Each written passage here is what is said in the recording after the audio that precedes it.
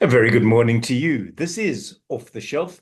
I am David Batsoffen, and joining me today is the author of this brand new book, published by Tracey McDonald Publishers, of Man and Beast. Willie Labuschagne. Willie, good morning to you. Good morning, David. It's nice to talk to you again. Always good to chat to you. Now, Willie, this particular book is all about the Pretoria Zoo, or as it seems to be now known as the National Zoo, which is coming up for its 125th anniversary. I want to know, you spent 21 years of your working life there. Have you been invited back? Um, David, it's a sad story because no, I've never been invited back. I have, on my own initiative, at the time, they have now changed directors a few times, Right. and on all occasions, I have congratulated them, wished them well, made myself available for any issue I could assist with, and then just basically said I would like to visit them. Mhm. So I have returned to the zoo, but on my own account. And what burdens me more is that in 1989, I think I started the Pan African Association of Zoological Gardens.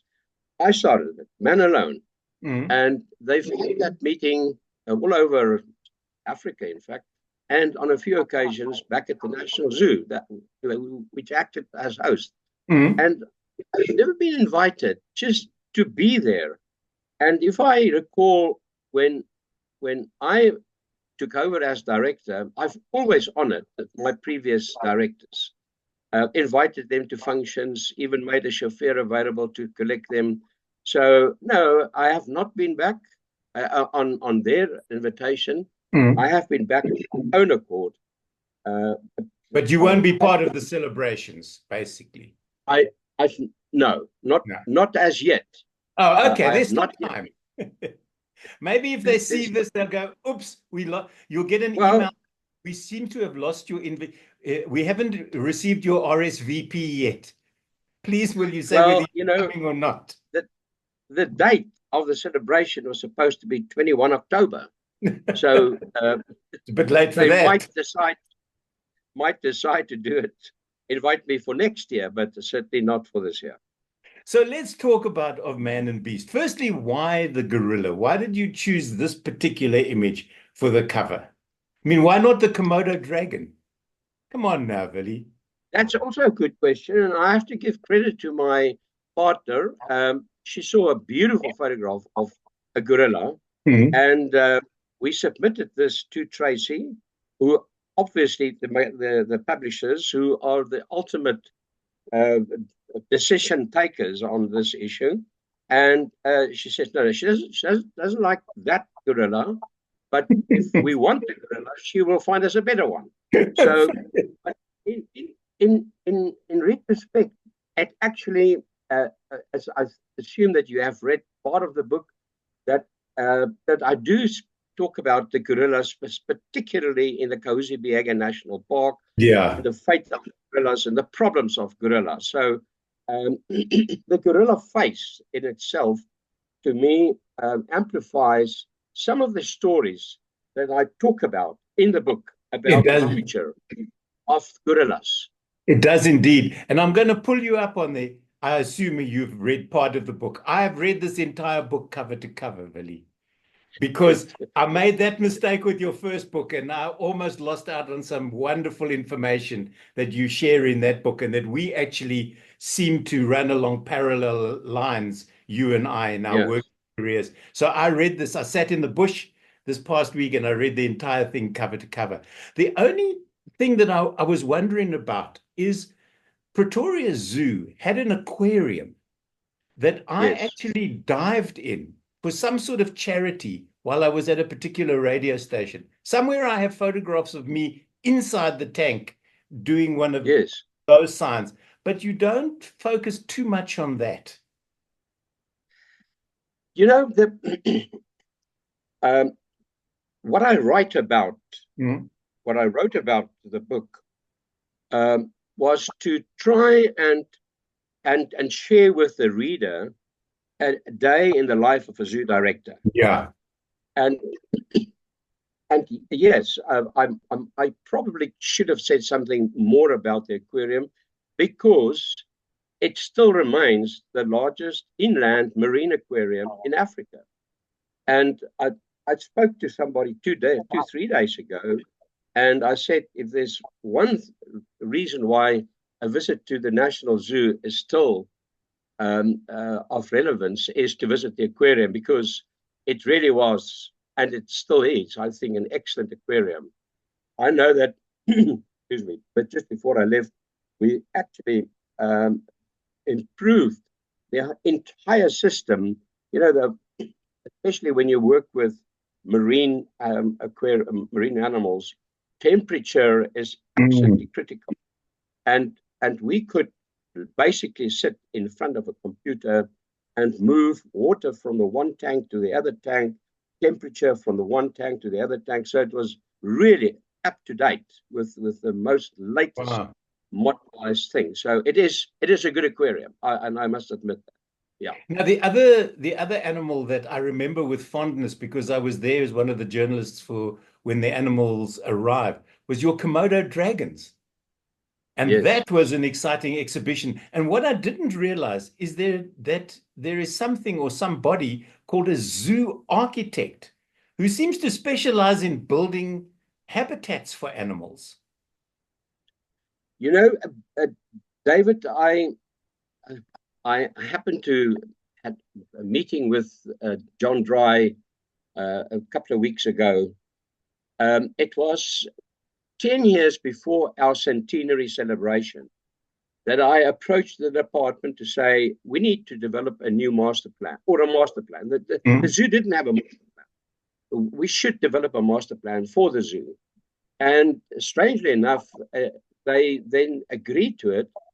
And without involving me in the decision-taking process, they appointed John Dry. Yeah. And John walked into my office, and I was rather put off, because although I now have an architect to work with, I can remember, and I'm talking about quite a number of years ago, I said to John, let me tell you two things.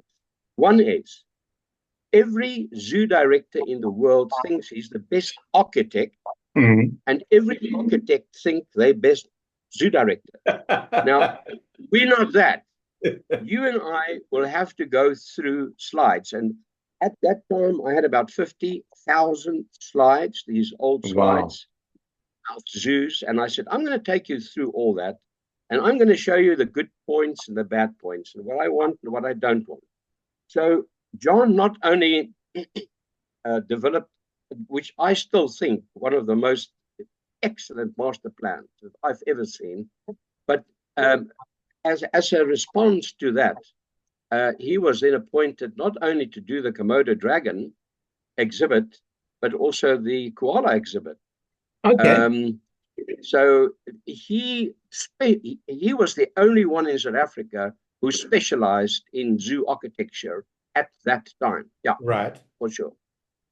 So take us through these exhibits. What exactly is it that the architect does? Does he plan every tree, every stump, every blade of grass that goes into it? Or is it just a way that people can walk up to an exhibit and they've got, I don't know, 180 view of the animals? Because often the exhibits are up against the back wall, because you need night enclosures and that type of thing. So they can't go all the way around it unless it's an outdoor exhibit.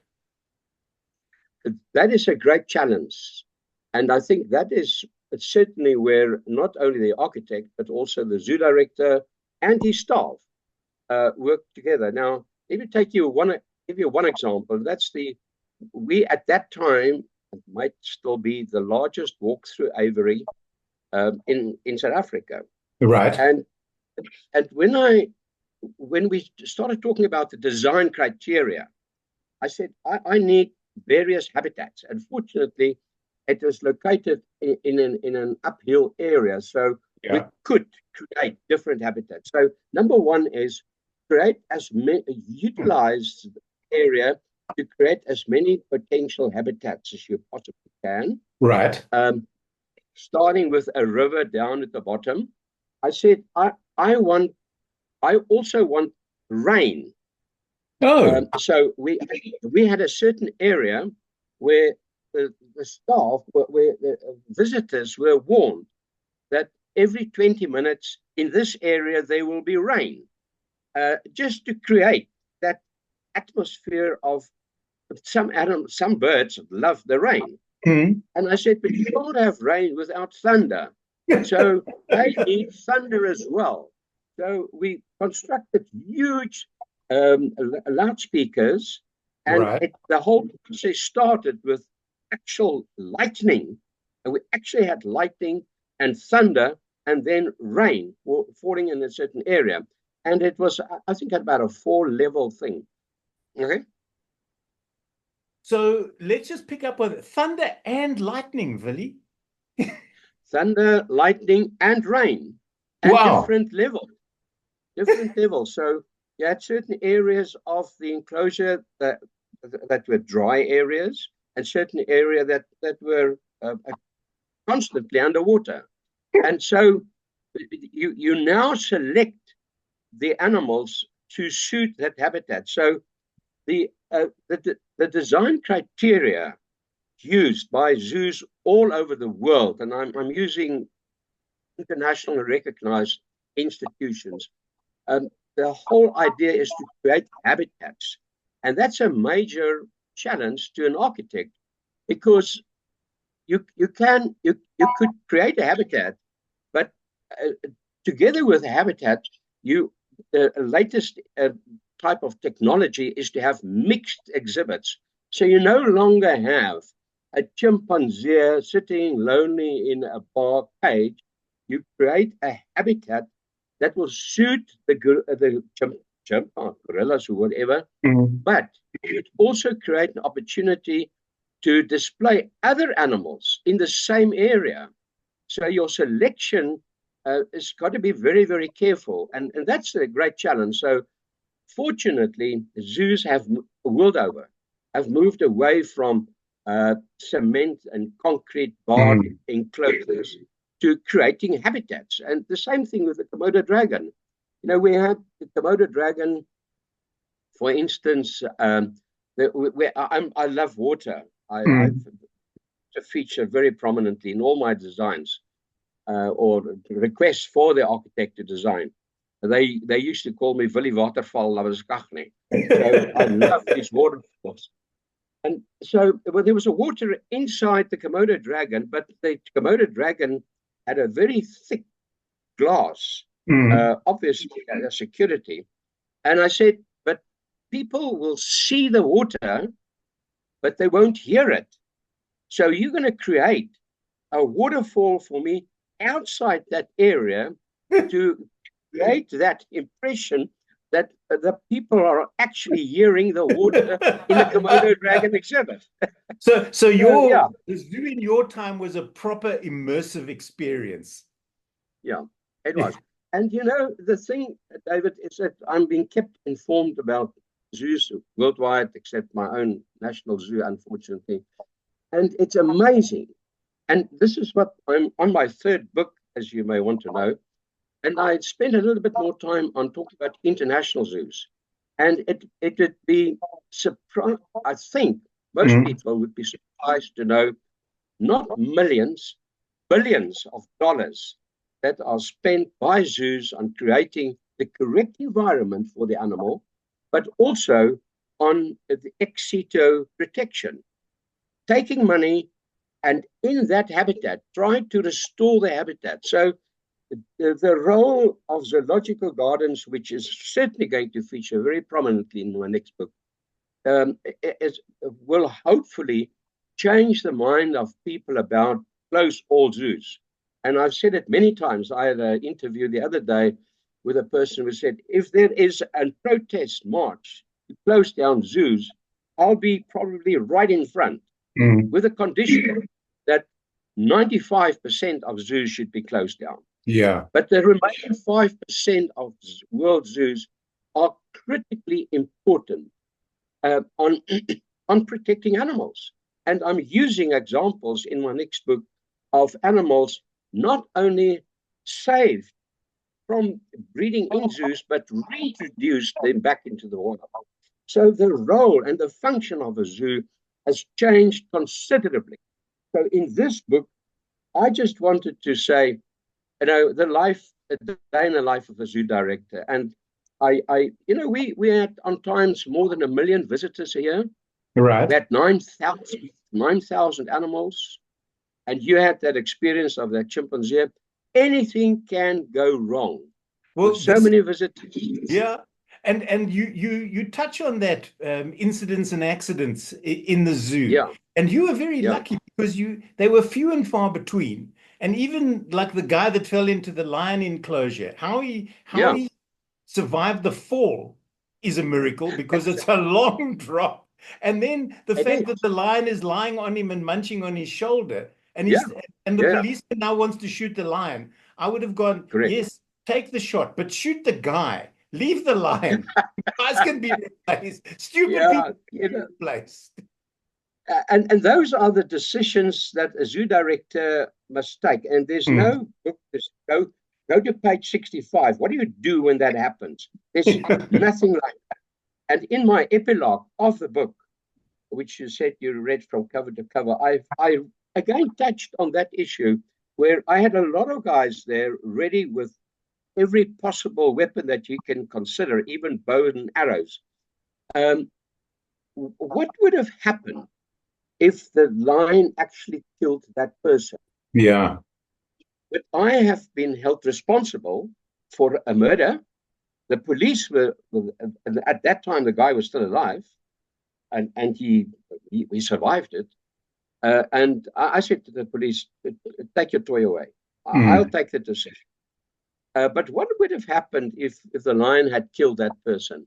But surely you can't be held responsible, Willie. It's his stupid. He's breaking and entering, actually. So you could have charged him.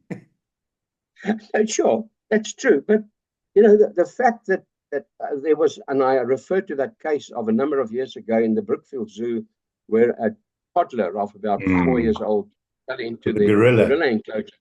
And the gorilla held the baby the toddler in his arms, and the director gave instructions, shoot the gorilla.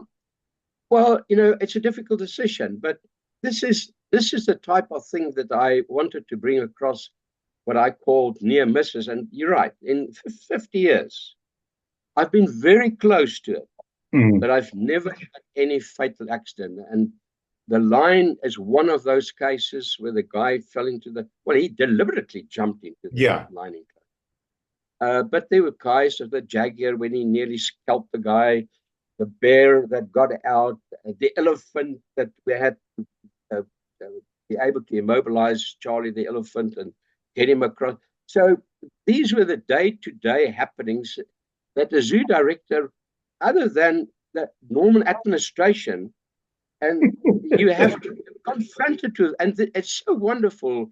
I always say to myself, I was always there first thing in the morning and last to leave.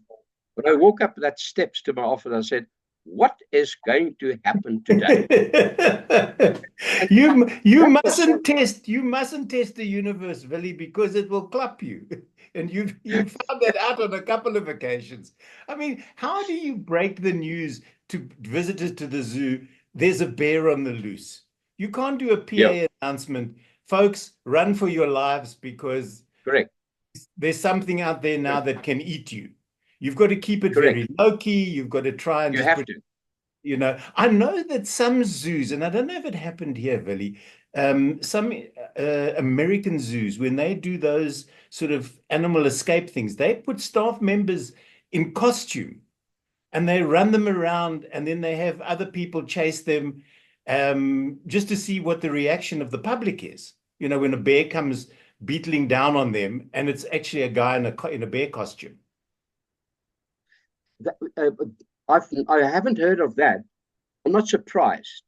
But what I can tell you is that we had these drills, a fire drill, an escape drill. We had certain sirens that would go off, and everybody would know if it's a short siren, this is what it means. So all the staff had to congregate. So we were prepared to handle emergencies.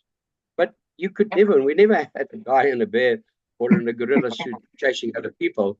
But obviously, this is probably your first most important thing, is how do you handle the public? Yeah. And because you don't want to alert, you don't want to create chaos there. Mm. And this is normally what happens if you say that a lion is on the loose. I remember about 2-3 years ago I think it was a Sydney Zoo, that 4 or 5 lions got out, and they have a system, I think it was a Sydney Zoo, where you could camp out in the zoo. And so there were visitors there, and they had to be warned. Moment, there are 5 lions sharing the same area. So these things happen in zoos, and I can't say this is what's making it exciting. No, I don't just think a life's experience, and I've been very, very fortunate. And even myself, people said, "Yeah, you probably have many more than just 9 lives." I mean, the moments that I have nearly been killed, or should have been killed by animals, it's enormous. But somehow you just take the right decision and survive. So I don't know how, you know. You don't know how many of those 9 that you've gone through. We're chatting to Willie Labuschagne about his new book of Man and Beast. It's published by Tracey McDonald Publishers. We're slowly running out of time. In fact, not slowly. This is how fast chats with you and I go. Is we start, and then the next thing I know, there's that little message on the screen going, "You're running out of time." Speed things up or ask impertinent questions. You mentioned earlier in our chat, Willie, that you had 9,000 animals in the zoo. I'm not sure how many species those 9,000 represented, because I'm sure you had more than one impala and more than one kudu type of thing. But is there an animal that got away, in inverted commas, the one that you really wanted for the collection, but when you left the zoo, you still didn't have it? It's a good question. I know we're running out of time. I'm going to be trying to be as quick as possible. I think that the success I had in acquiring koalas for President Mandela, the Komodo dragons that I managed to get for President Mandela, the okapi, those, and you don't get them on a surplus wanted list. I consider that as a personal success story. Right. To answer your question, I was heavily engaged at the time with the Chinese of the possibility of giant panda. So to answer your question, that is what I still wanted to do, is to try and get giant pandas for the National Zoo. And after I left, I don't know what happened, but nothing happened. The koalas since all died. The Komodos, puppies have died. It's a pity. It's because they'll never get those animals back. Right. But yeah, I was still trying desperately to try and get hold of giant pandas. Because people don't realize, and neither did I have to admit, how much behind the scenes work goes into getting, like the koalas. I would have thought the Aussies would have got, "You want koalas? Here they go. We'll send you a box full of things." But no, they fought you tooth and nail on those things. Absolutely. And we at that time, and the restrictions are even worse now on acquiring koalas. But at that time, we were the 3rd country. The first, as I mentioned in my book, was in 1961 to Kennedy, and then the Japanese made a fuss. They got koalas, and Australia said, "Not again. You can rent a koala." This is the new thing. It costs you a lot of money, and they send and you can rent a panda as well. They call it rent a panda. They say it is accompanied with about 10, 15 of their staff members that you have to accommodation. It remains with you. You have to build a special enclosure. It remains with you for 6 months, and that's it. Then it goes back. But these koalas were a permanent gift to to Manila for the enjoyment of the people of South Africa. So the negotiations that goes into acquiring some of these animals horrendous. I promise you that. If you want to find out more, buy yourself a copy of Man and Beast by Willie Labuschagne, published by Tracey McDonald Publishers. Willie, I cannot wait for book number 3. I don't want to give too much away, spoiler alert type of thing, but it's about the last part of your working career and not in South Africa. And I'm seriously, I can't wait for that one to land on my desk. My guest on Off the Shelf this morning has been Willie Labuschagne. Willie, as always, it's glorious chatting with you. And thank you for your time. Thank you, David. Thank you for the wonderful work you're doing.